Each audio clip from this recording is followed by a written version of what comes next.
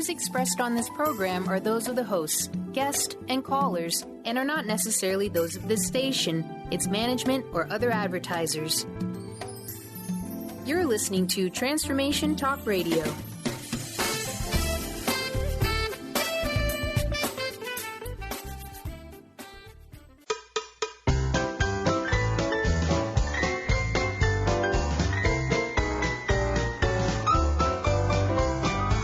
You're looking for something, a new way, a new understanding, a connection, some comfort. You've got questions, and Light on Living puts the spotlight on all the answers so you can shine. Lift and lighten the load of life's challenges and learn simple and easy ways to live a healthy, happy life. You'll gain insight and start to see things in a new way that motivates you. You're invited to hear new, see different, and feel more as we shine the light on living. Welcome to Light on Living. I'm Life Coach Lisa, holistic nutritionist and life coach, helping to lighten the load of life's challenges. Each show, we shine the spotlight on helpful techniques, mindsets, lifestyles, and inspiring stories to help you get through, not over, life's challenges. Today, we shine on the spine. I had to make that work. We are talking about the body, the physical self, how we are holding our bodies and moving our bodies, and the role spine health plays, not just in a physical sense, but in also all of our energy levels and the way we're thinking and how well we can think.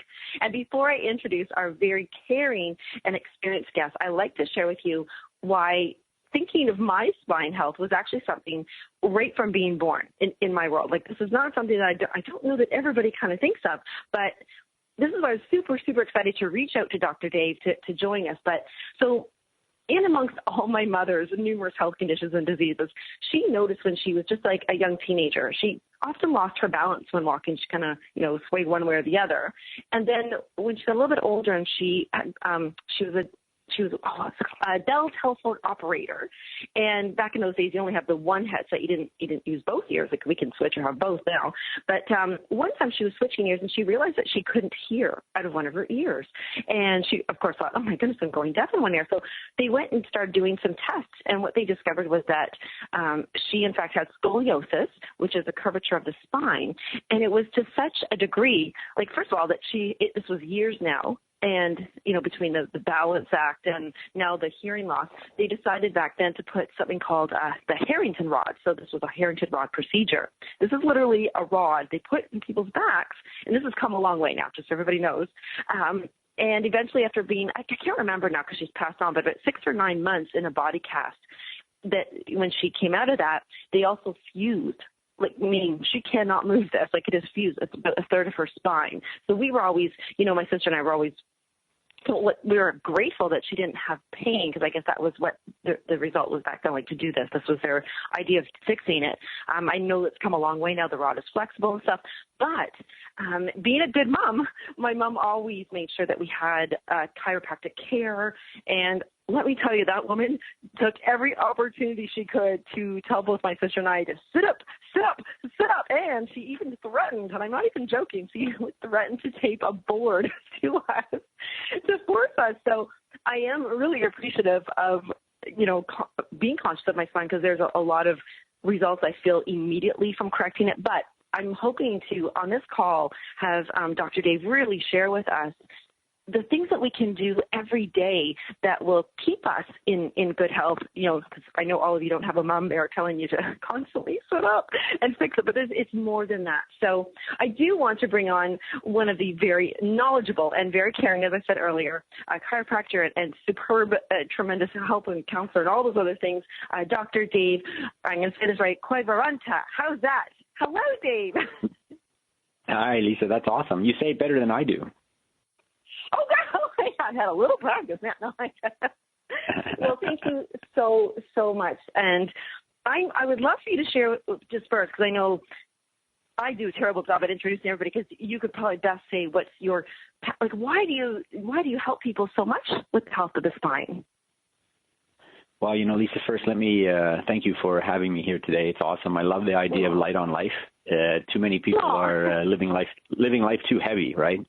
And certainly getting a little bit lighter in life is good. And I've had the pleasure for almost 20 years now helping people with their health and wellness concerns, either solutions to problems that they have or just trying to avoid those problems. And about a dozen years ago, we started a corporate health and wellness company to get out and prevent some of the problems we were seeing coming into our clinic, especially as it related to computer workers, because we were in a downtown urban area, and we were seeing the repercussions of this kind of lifestyle. And, that was, chiropractic and posture go hand in hand, but certainly what's happened in the last 10 to 15 years is starting to escalate some of those posture concerns. So it's definitely something we focus on, and for tons of reasons.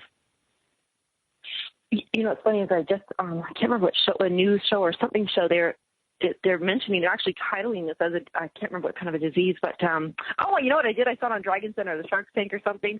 It's an iPhone disease or something, like it's literally from us children and us having our heads so forward. So I hear what you're saying about the computer, and now you've gone out and say, hey, we want to prevent this. Yeah, exactly. And I think they're coining phrases like text neck and a certain number of other things. And if you ever ride any kind of transit system, you'll see that instead of looking and talking to each other, we're definitely engaged in our own devices these days. And it's not so much the social aspect of it, although, living light on life would argue that. But there's also definitely a health implication for looking down all the time. Yes, actually, and then it comes to eye health. Okay, so here's one of my questions that I think about every day. If I could let everybody know all the things that the spine just isn't some bunch of bones that hold us upright. There's a lot going on in the spine. What would you think people would need to know about spine? What would be your dream knowledge that people would know about the spine, and why we do need to care for it and love it and treat it well and have it be in the right place? Yeah, most people have an understanding of some of the major health problems in North America, whether it be heart disease, cancer, diabetes, and certainly the problems that come from being not our ideal body weight. And some of those things have been so ingrained in us, and we learn about it. But one of the things we don't learn about, and we're not born with a manual, and, unless someone in our family, like our mother, as in your story, came across some kind of challenge, we wouldn't learn about the spine and what it does and how it relates to our nervous system, because we don't see it every day and we don't necessarily think of it every day. But the greatest analogy might be with our teeth, because we can see our teeth, and we certainly don't like it when our teeth maybe don't look as nice as we'd like them to do, especially in our children. If they're not crooked, we like to get them straightened, so we go and pursue orthodontics. And if they're not straight and we don't keep them clean, we end up with a cavity or gum disease, and we certainly don't like the pain of that.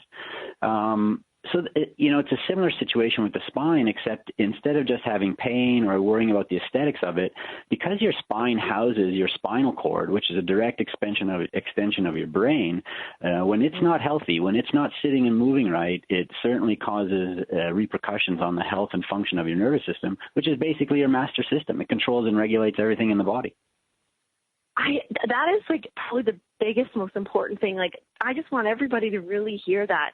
As you just said, the spine houses the spinal cord. That is your central nervous system. So even I know when I sit up straight, I immediately, and whether it's because I know it and I'm imagining it, or it really is, because I'm aware and I can feel it, I swear my brain just feels clearer, calmer, more, whatever this situation calls for me to be at the time. I just feel like straightening up and allowing that flow of, I don't even know if that's what's going on, but it feels like that, like a blood flow perhaps or something, that my brain feels clearer, better. Is that if we have bad posture, can it literally slow down or block some things getting to our brains that are supposed to be there? Yeah, certainly. And so there's going to be a physical blockage that happens certainly when our spine doesn't sit and move right. And let's just, if you're sitting in your chair now, if you're standing and you try to bend over and bring your chest towards your knees or your hands towards your toes, and you try to take a really deep breath, that deep breath is going to be impeded by the physical position of the body. If you stand up tall again and try and take that deep breath, you're going to notice you're going to be able to take a much deeper breath. So there's varying degrees of that as your posture starts to deteriorate. Mechanically, your chest and your lungs, they simply can't function the same way. Now, that's the physical ramification, but then there's also this neurological ramification. So your nervous system regulates not only your physical body and your muscles, but your organs, glands, and blood vessels.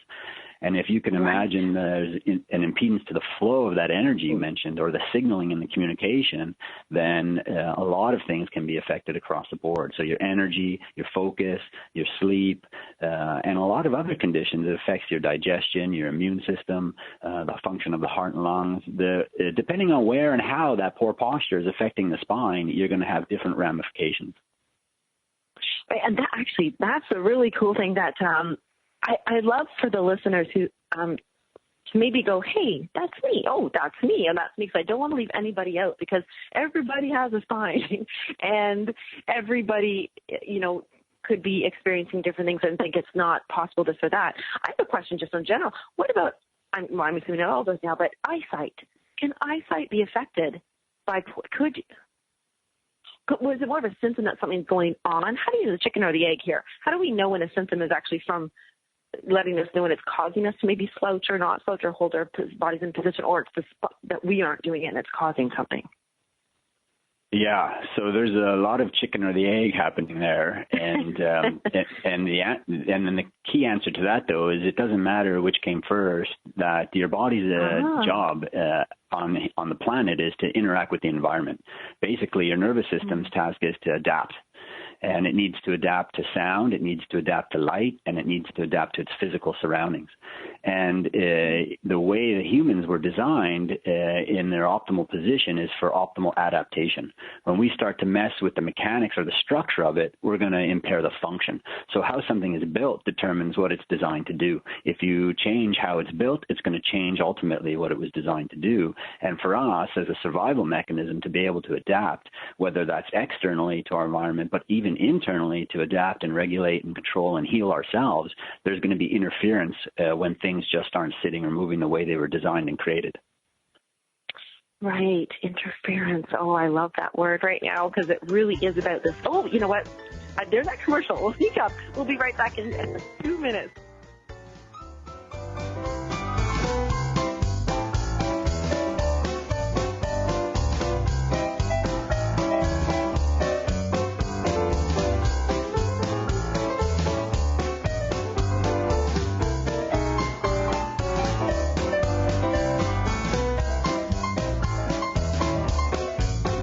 The best of the holistic, spiritual, and conscious world. Om Times Radio. IOM FM. Humanity Healing International is a small nonprofit with a big dream. Since 2007, HHI has been working tirelessly to bring help to communities with little or no hope. Our projects are not broad mandates, nor are they overnight solutions, but they bring the reassurance that no one is alone and that someone cares. To learn more, please visit humanityhealing.org. Humanity Healing is where your heart is. Join me, Tammy Adams, intuitive life coach and spiritual healer, for my new show, Karma Talk. Learn how to get rid of your karma so that you can start living the life you are meant to live. I am not going to tell you what you want to hear, but what you need to hear. Join me on Wednesday at 12 p.m. Eastern Time for Karma Talks on Om Time Radio. Welcome back to the Cat Show. Up next, we have Nico. Nico is a member of the Shelter Pet Group. That's right. A group known especially for their sunspot sleeping, ball chasing, leg rubbing, and of course, companionship. Just look how she struts. It's like she owns the place. And see how she curls up and cuddles her person. The pitch on her purring is simply perfect. Nice one. Fantastic cat. But really the best way to know an amazing shelter pet like Nico is to meet one. Visit theshelterpetproject.org today. Adopt. Brought to you by Maddie's Fund, the Humane Society of the United States, and the Ad Council.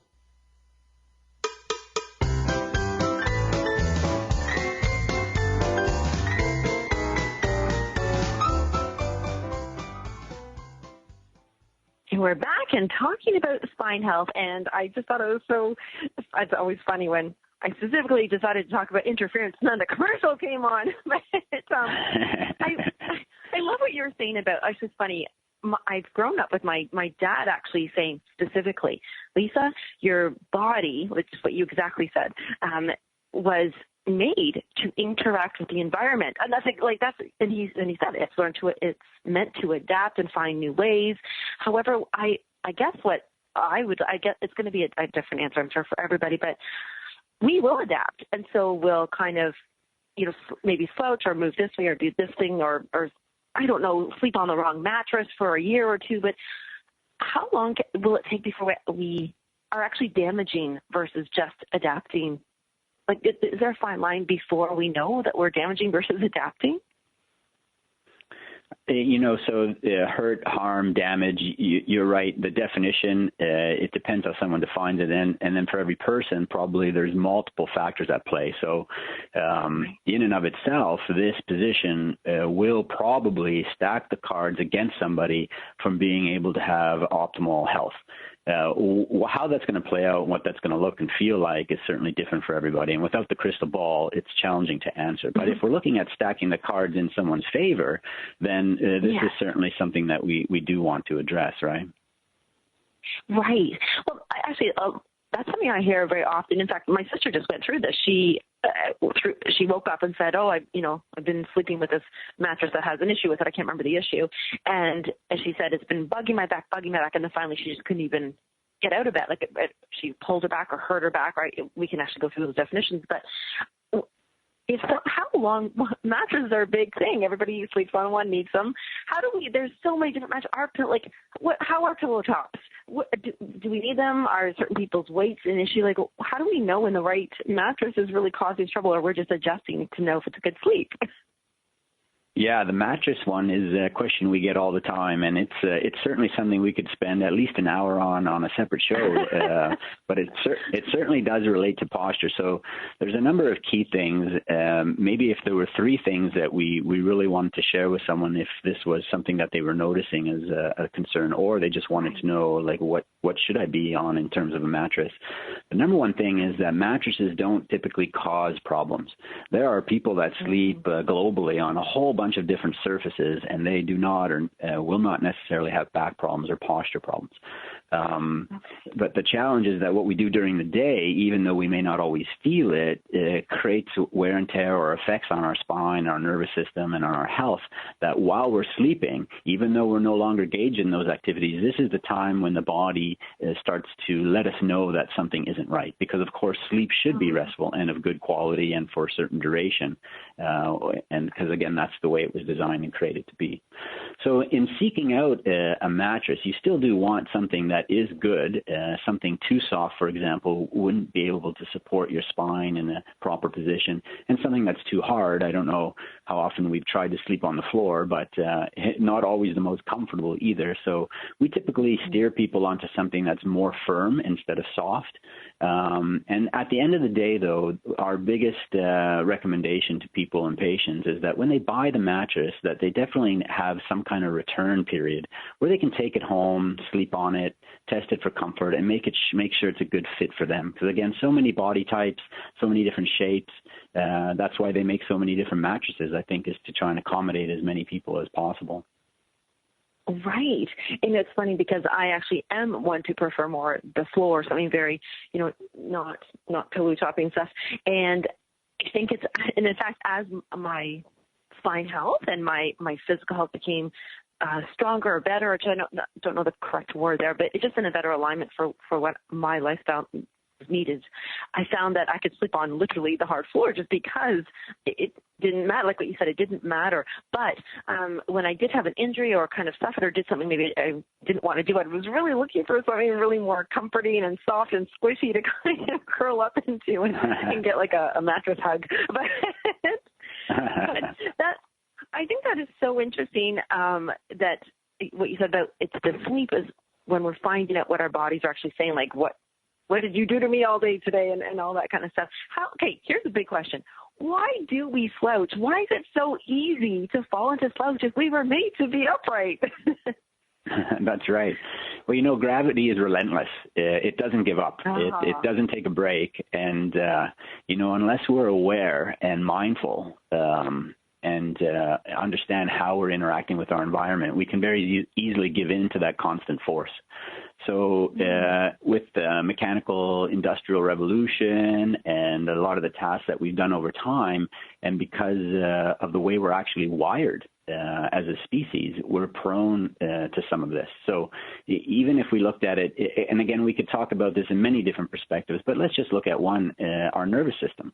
Because we're very much wired for fight or flight, that when there's a situation and we need to act, our nervous system actually has more signaling ability to the front of our body from the middle back up. So we are in a stance or a position ready for that, fight or flight situation. So that's more of the fight to the front.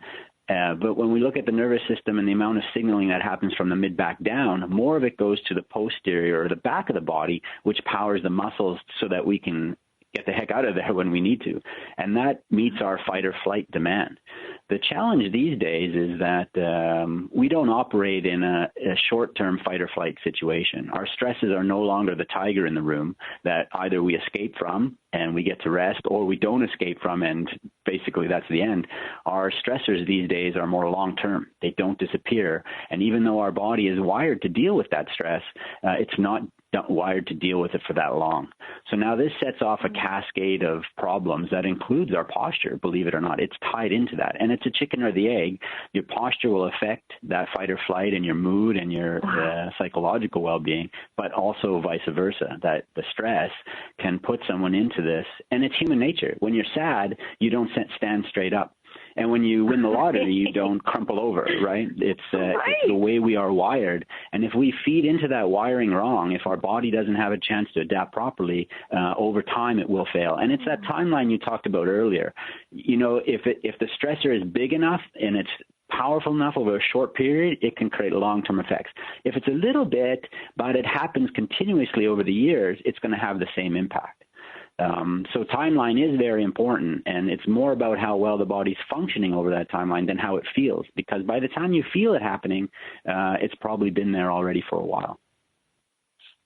Oh my goodness, I'm so fascinated by that actually, and I was just recalling last week I had clients much longer than I normally do, because usually I'm at home, I work from home and I'm talking with the cats and doing my own thing, but then I had, multiple clients where I have to be face to face, and I feel like my face has a posture, we'll call it, it makes certain faces and it has a certain alertness. Like what you said, you sit up when you're excited and you crouch down when you're not. So I feel like my face had to be more awake and longer than it did. And when I came home, my face was tired. Literally my face was like, oh, wow. Like, when you laugh too hard or your smile, your cheeks and everything hurt. But that made me realize that every tiny little part in our body is affected. And I wondered about, and I'm bringing this up completely because you mentioned about moods and how we have to do what's natural to us. What about when we're eating? So for eating, there is a certain posture we need to have. There's room to breathe and digest and get the signals going, not to be running around, but to be focused on digestion. But then there's times where a lot of people drive and eat. And they have to be more alert and not thinking, does posture affect, does eating affect and all that kind of stuff? Have you noticed that there's a connection of people driving and eating to having sore backs or anything? The more variables we throw together, the more challenging it may be to draw some kind of correlation. I'll tell you that, again, it comes down to the mindfulness. That more things we're engaged in at once, especially people, these days, the catchphrase is multitasking, which they found is actually less efficient than just focusing on one task at a time. Your body is certainly the same way.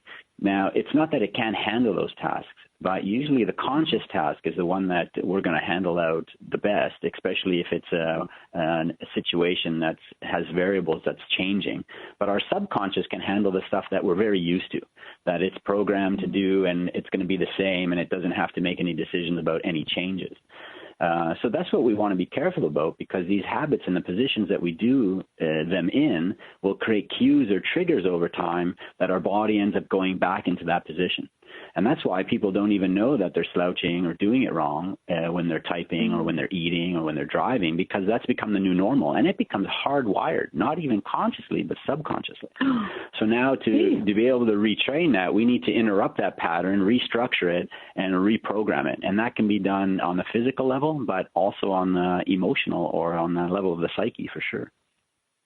Oh, I love that you said that, because it really is. It's not just about, when you go, say you go to the gym, you can go to the gym and work out, but if you go to the gym and work out and really are committed and mindful and present, you get a more effective workout. And, I'm going to check our little time. Oh, good. We have the 3 minutes for the commercial. I didn't want to have any interference there. I was going to say, would you first have someone come to you? First of all, is it generally because they are suffering and pain? Do you get more people coming to you in the injury state versus the prevention state? People are motivated by pain and they're motivated by pleasure. We would much rather see people because we want to keep them on the pleasure side. But unfortunately, human beings, being who they are, myself included, we most typically still see people when they're in pain, right? When they're in pain. Okay. Now, is that a time? So I'm imagining somebody coming into you, they're in pain.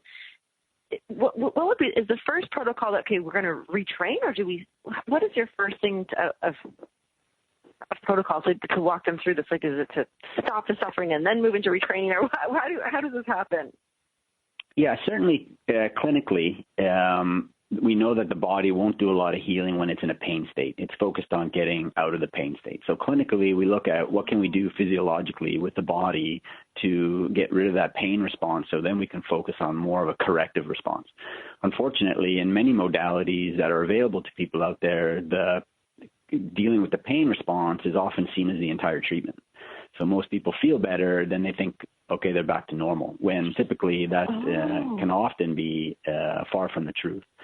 So, but on the human side, we also want to meet people where they're at. I mean, people come in to see us because they're in pain, they want to get out of pain. So initially, yes, we're going to help them get out of pain. But somewhere in there, we're going to educate them and let them know that there's a different option here that they should be aware of. Now, some people may or may not be into that option. Their lives are busy. They got lots of things on their to-do list. Quite often, the health falls lower on the list.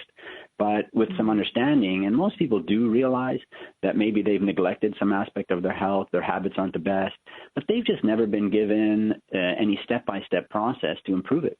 Because most of the modalities out there, as I mentioned, are more focused on the pain or the quick fix or the Band-Aid solution, because we got to get back to life. But the long-term ramifications of living that lifestyle are why we run into a lot of the health problems we see in North America. So, the biggest thing that we offer people in terms of value in the healthcare is to at least give them an idea that there is a different option for themselves to be able to pursue, so that their outcome is different, a healthy one, a long-term one. Okay, you know what? When we come back to the commercial, I have to highlight, I'm expecting that. That's why I don't want to get cut off. Okay, I'm going to say it now. I really want to remind everybody, or just highlight that very special point that, see? Now everybody has to wait till we get back to commercial.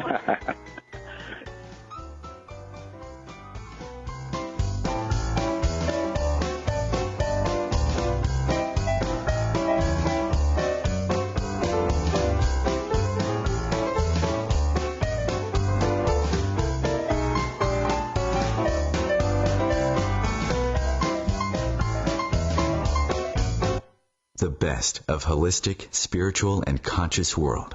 Om Times Radio. IOM FM. Ascending Hearts is no ordinary dating site, but a spiritual dating site with a purpose, to link you with your soulmate. We engineer the serendipity so you can trust that you will attune with someone that has the same matching vibration as you. Ascending Hearts, the conscious dating site for the spiritually aware. Try Ascending Hearts for free. AscendingHearts.com.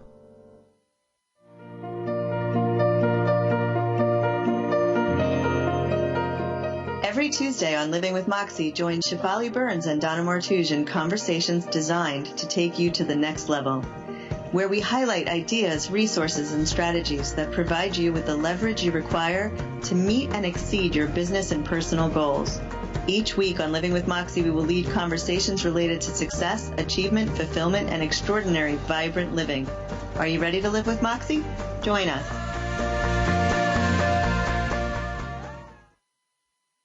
So I'm a cat, and I just moved in with this new human, and she's got this little toy she's always playing with, all day long. Tap, tap, tap, tap, bloop, bloop. She can't put it down. There it is. Oh, and get this. She even talks to it. Last week she asked it for Chinese, and guess what? Egg rolls showed up. Like magic.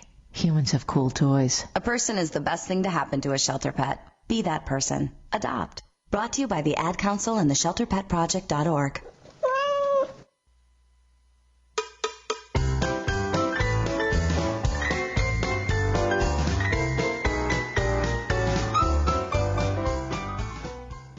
And we're back with Spine Health. And I love cat commercials on here because they often remind me, I really believe that one of my biggest reasons how I keep my back and healthy is I have my two cats who I play with and walk with them and like them and jump around and move with them, and I really do believe that's helped me. Dr. Dave, I wanted to highlight, you had said something, and I think this stretches in so many people's lives on different levels, but and I wrote this down. I can hardly read my right because I wrote it so fast. I don't want to interrupt my thinking of your thoughts here. That the body won't do healing when it is in pain. Its purpose at the moment is, how do I stop this pain? And a lot of people think, and I love that you said, then they get the healing phase kind of gets like slowed and rushed, and then they're back to life. I hear of so many people, and including myself, I believe I've had this issue. I'm not quite sure, but sciatica or it's a sciatic nerve, and then I think when it's in trouble, we call it sciatica.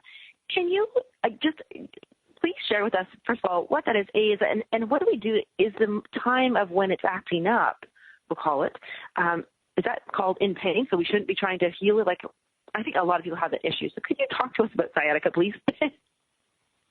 Yeah, you're absolutely right, the sciatic nerve. And then as long as everything that is around that nerve and where that nerve travels from the lower back down the leg is sitting and moving right, that nerve should never have any interference. So nothing should be poking on it, pushing on it, pulling on it, scratching it. But sometimes, whether it's the bones or the cushions between the bones and the spine, the discs, if they're not sitting or moving right, or if they have significant wear and tear or they've deteriorated in some way, they can cause irritation to where the nerve is coming from the spine. And then anywhere along the way, some people can get sciatica because one of the muscles in their pelvis, the piriformis, might not be functioning properly and putting pain on that same nerve and could be creating the same kinds of symptoms. So diagnosis is very important. And that's one of the mainstays of healthcare, is to make sure you know. So you have sciatica, your sister-in-law had sciatica, and the guy down the street had sciatica. All have the same name, but 3 different people, 3 different causes.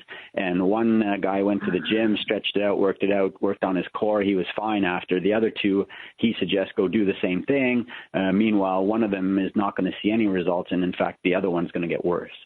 So you definitely want to make sure you have someone assess that properly, because even if you did the same thing and got the same result, it may not have actually dealt with the cause or source of the problem. Again, it may have been more of a temporary or Band-Aid solution, in which case it's just setting it up for future failure. And until that next time someone has sciatica, the problem can really progress over time. So, identification is really key, dealing with the cause or source, and then optimizing the function, not just optimizing how it feels, is a really good suggestion.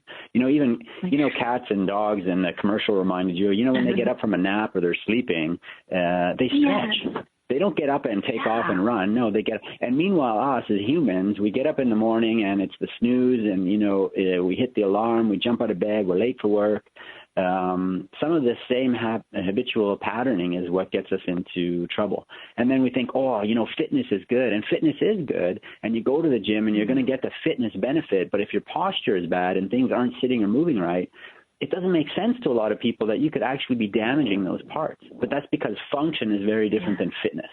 And I think there's a lot of clues or cues where people start to hear these stories and they start to realize, wow, this does make a lot of sense. Maybe there's a different way I should be trying to take care of myself.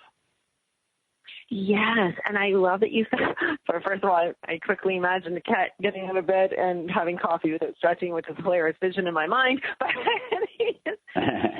you're so right about the stretching. I was a teenager, and I was starting to get into fitness, and I was doing I'll call it weightlifting, because I wasn't weight training by any means. I was, in the basement and thought I was Miss She-Man, and was pumping these irons, but I hadn't prepared my shoulders or anything, and I really injured my shoulder because my bicep could care, but my shoulder's like, what are you doing? Like the heaviest thing I wore was a sundress strap, So I think that's really important what we're sharing, that if we're not, what would be a great stretch for people to do in the morning? Like, how long does this even take? If you could, that's a good lesson or a tip to give us when we're first wake up in the morning. What should we be doing? What would help us? We have created a colleague of mine, and I've kind of piggybacked on it over the years. I've been in practice going on 20, and he's been almost going on 40. And he developed years ago this process, which is kind of like fast yoga or fast Tai Chi, where in a space of 90 seconds, you can put together a sequence or a series of movements that remind all your parts and your tissues that they're able to do what they're designed and created to do. So 2, 3 or more times throughout the day in 90 seconds, you can very easily just flow through this little dance and remind all these parts that they can do more than just sit at the computer or more than just walk forward and back. Because a lot of what we do all day is linear, and we forget that our body is very dynamic in terms of 360-degree movement. And unless you're a salsa dancer, you're not really using that all day. So that in the morning is the nicest way is just to get up, move gently, and do full ranges through as many joints as you can, but not holding them very long or forcing them to do more, but just getting them oiled, getting them moving, get your heart rate up a little bit, get your blood pressure up, get your breathing up a little bit. Yeah, so we engage people in that. Where would I find this? How do I get that 90-second? Someone could easily create this for themselves. We kind of have a top-down approach that we've created with 21 different movements, and they're nothing unique. They're stretches that someone would normally do maybe after exercise, but they would hold them for a count of 10 or 15. What we've done is just chosen 21 of them, and we've tied them together back to back, and we ask people to engage in the process of memorizing it, so they really embrace it, and they are able to, at the computer during the day, stand up without having to look at anything and go through that routine in about 90 seconds just to take a break. I love that. That's exactly what our body needs, and I love how you worded it, that you said these movements just remind our bodies of what it's almost like telling a child to say, you can do this. Like, it's reminding them and acknowledging and encouraging them to do, like, to hit their potential, not just keep it in this short, tiny little cell, a box that it should only be doing. Exactly. Even right now, of course, all my hands, my arms are moving everywhere. This is probably not the time to be stretching. It's very inspiring. And I think that even when I'll be sitting on now I tend to work more on my cell phone than even the computer, which is horrible for me, because I'm noticing that my neck is really, like what you said earlier. I had to kind of chuckle, but only because I'm connecting to it text neck. And I also find that it bothers my vision. And so I think that if those movements are, like you have put 21 different movements together, would you recommend that somebody goes through and listens to the body, feels like what they need, kind of thing, or could they look up these 21 movements? Or yeah, certainly someone could, if they've taken a yoga class and you're there for half an hour, 45 minutes, or an hour, however long it is, you'll hold those poses, and there might be a sequence of 20 poses in that class, but during the day you're not going to necessarily take 20, 40, 60 minutes because life is busy, but at the same time we want to get some kind of benefit. So instead of holding them that long, we would just tie them together and not rush through them, but just go from one to the other, so you create this flow, this pattern, like I said, like a dance. You kind of can smoothly go. And the interesting thing is that when this is done repeatedly, when someone internalizes this, they memorize it, and they engage in it regularly, it starts to become a new cue or a new trigger. Someone sits down at their computer on Monday morning and they let out this big sigh, and they're like, okay, back to work. And it has a horrible physiological repercussion on them and their mind and their life.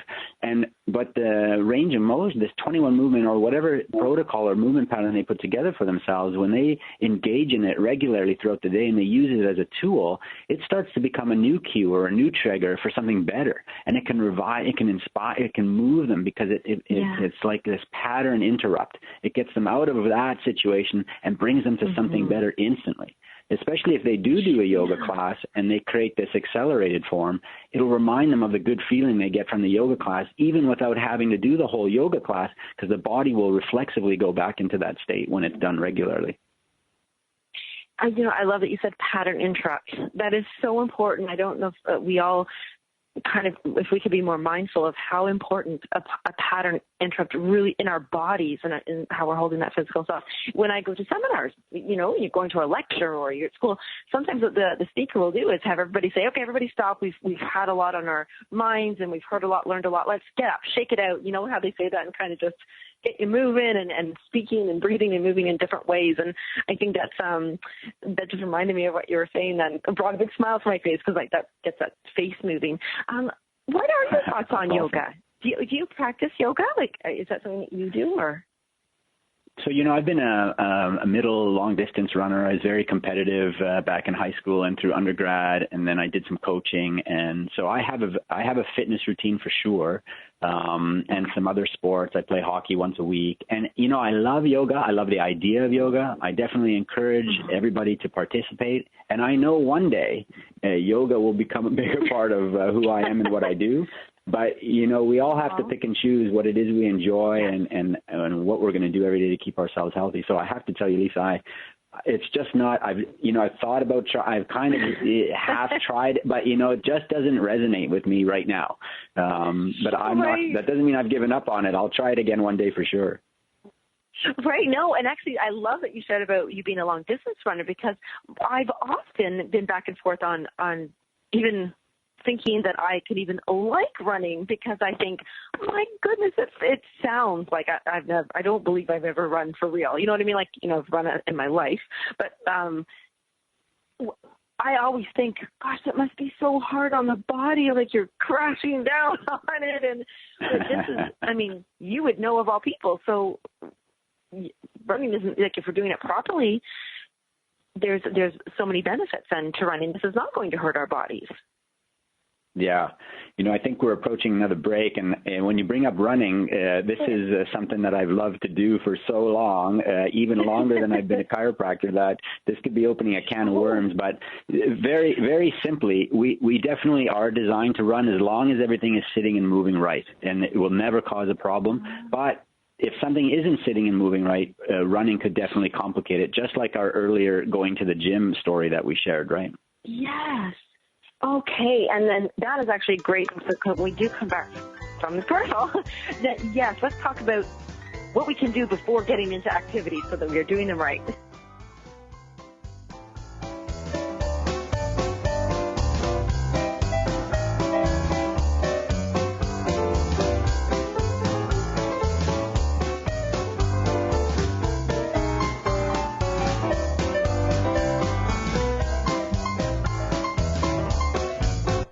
Connecting you with the best of the conscious minds in the world. Om Times Radio.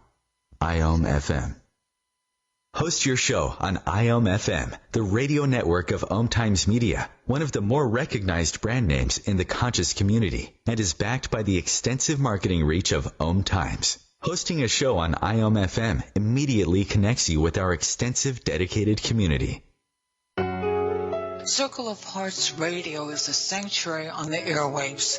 Join me, Grandmother Elia, in the circle on Sunday, 2 p.m. Eastern, as I share information to both enlighten and nourish your soul.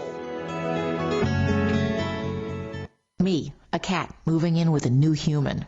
It took a little getting used to. She has these weird games she likes to play, like this giant feather. She sticks it in my face. I swat it away. She sticks it in my face. I swat it away. It's almost like she thinks I enjoy it. But seeing how much fun she gets out of it, well, I guess it makes it all worth it. Humans. A person is the best thing to happen to a shelter pet. Be that person. Adopt. Brought to you by the Ad Council and the ShelterPetProject.org.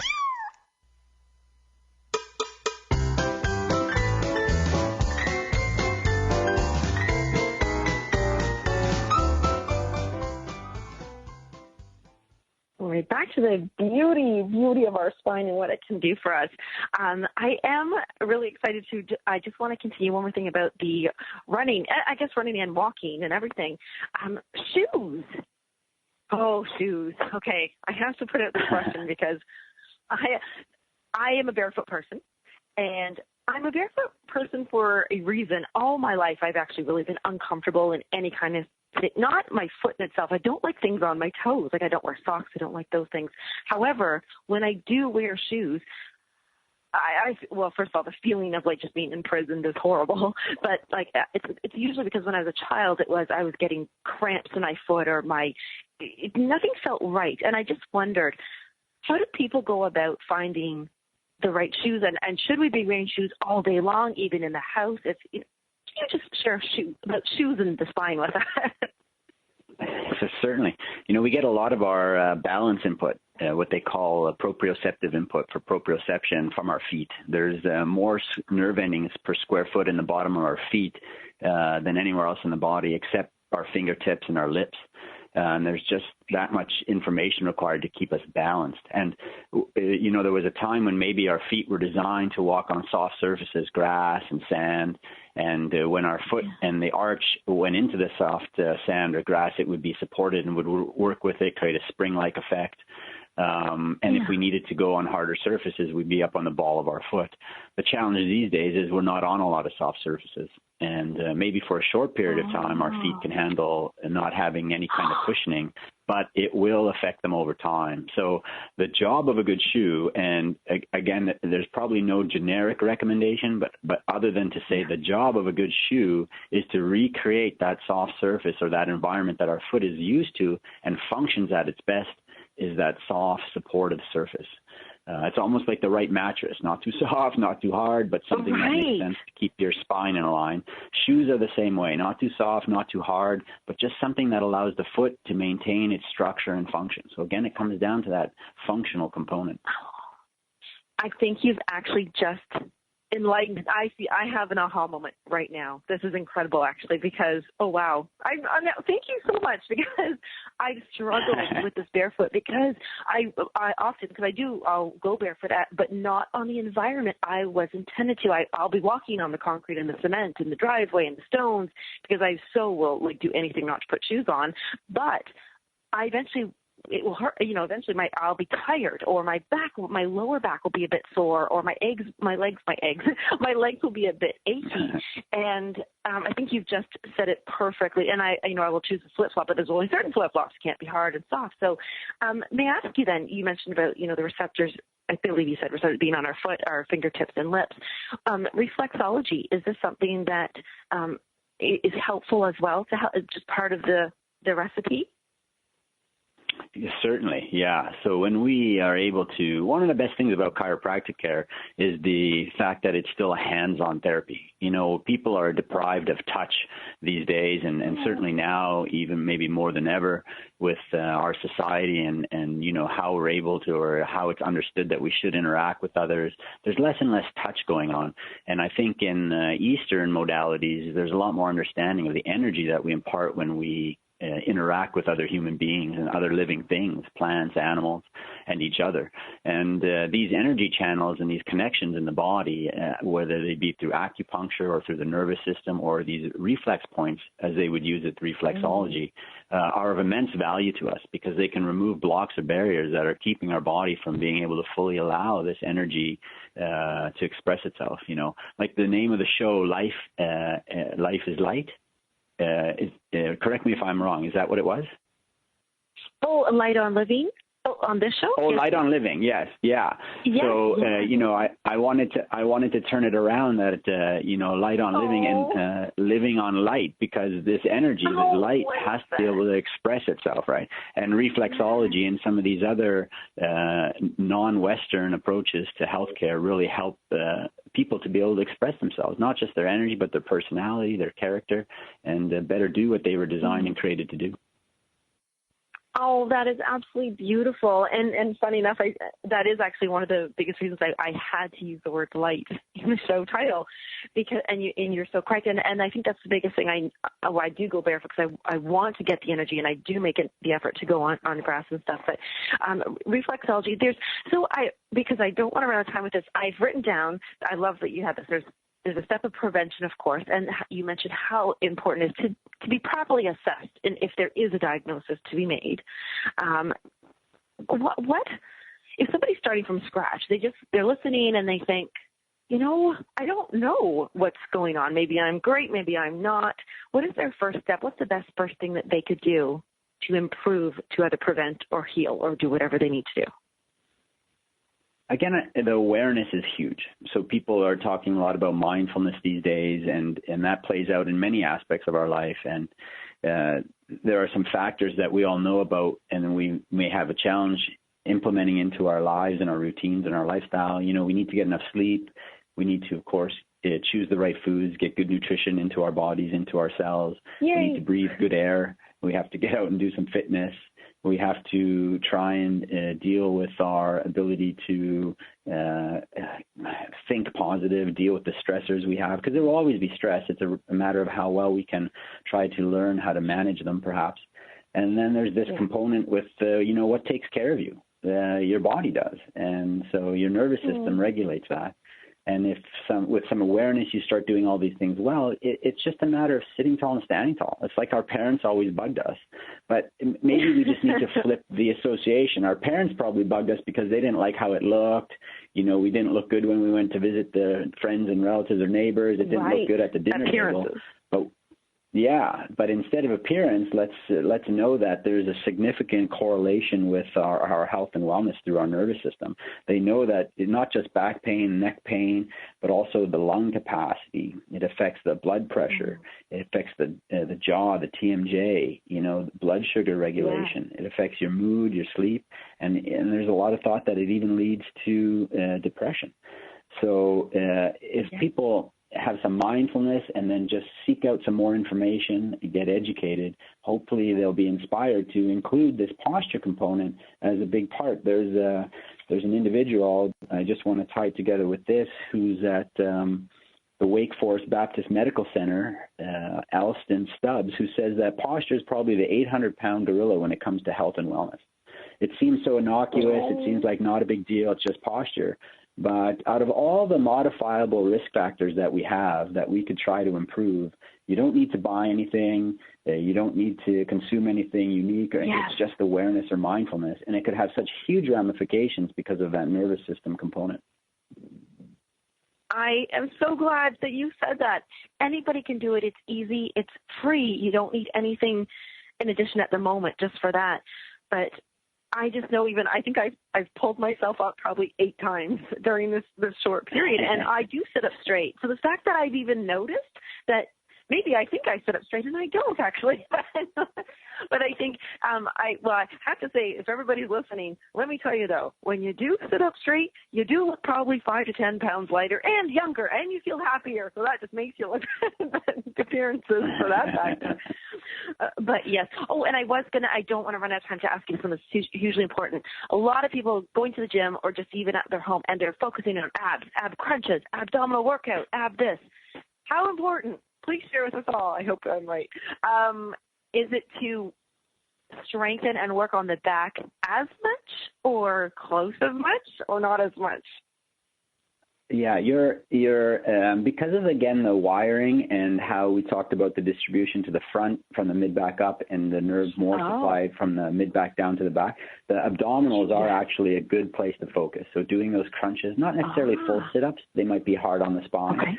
There's a lot of talk about core these days, and there's some value to that, but it's very rare clinically that I've ever seen anyone with a true weak core. They may have some muscles that aren't working together well, and they just need to be brought back into some unison. But that's usually accomplished by going out and doing some activity you enjoy. But definitely abdominal work is good. You just want to make sure you don't have any back problems that could also be aggravated by working on those abdominals. And then that you don't strain your neck while you're doing those abdominal exercises, because that could be feeding into the poor posture then. So again, it comes down to technique, whether you're running, whether you're skateboarding, whether you're playing hockey or you're going to the gym, or you're just being aware of your posture. Because we weren't born with a manual, it's good to seek out some guidance as to what the proper technique is with all of these things, including office ergonomics and sitting at your computer, because if you don't have a place to start from, you won't know how good or bad you actually are. Right, exactly. Now, do you offer any resources that we can go to your site or something to find out from you specifically? If anybody wants to, read something that you've shared or hear another an interview that you've done perhaps or something, can you direct us to where we would go to learn more about that? And you? Yes, certainly we have some good posts on our Facebook page at David Koivuranta Chiropractic.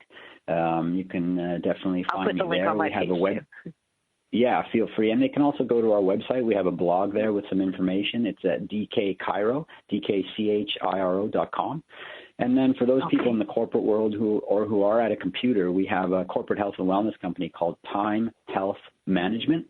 And that's exactly the website too, timehealthmanagement.com. So those are 3 good places to start. And people are definitely welcome to reach out to me by email and ask any questions they may have. I'd be happy to respond. Oh, I will. Actually, I'm so excited to go to the timehealthmanagement.com site because, an office is just in my home just as much as there. There's so much flowing through my mind about what you've shared, and I don't think I've taken so many notes on a call ever before. So this has been hugely. It is. It's so accessible, and as you said, none of us have a manual about this, but it's so, like I said, accessible to find out what's going on in our own lives, listening to our bodies and being mindful. And please, everybody, I'm going to put the link to David. I'm going to say it again, Koivuranta, yes, almost. I think I said it better at the beginning. Or DKChiro.com, which is a little easier, and timehealthmanagement.com. And anybody who thinks that their whole workforce could benefit from this, and you want to bring it in so it's easier and more fun to do it as a group. And so get everybody involved and share with everybody that back and spine and healthcare and body, and as we just said, feet. Thank you so much for solving my little curious interest question about my feet and shoes themselves. That was amazing. But I'm gonna do. Yes, thank you so much. Healthy feet are happy feet and happy Lisa. But just so happy that we shared this time, and I can't wait to do the recap for everybody. And I hope everybody learns a little bit more about their spines and health. Thank you, Dave, Dr. Dave, so much. My pleasure.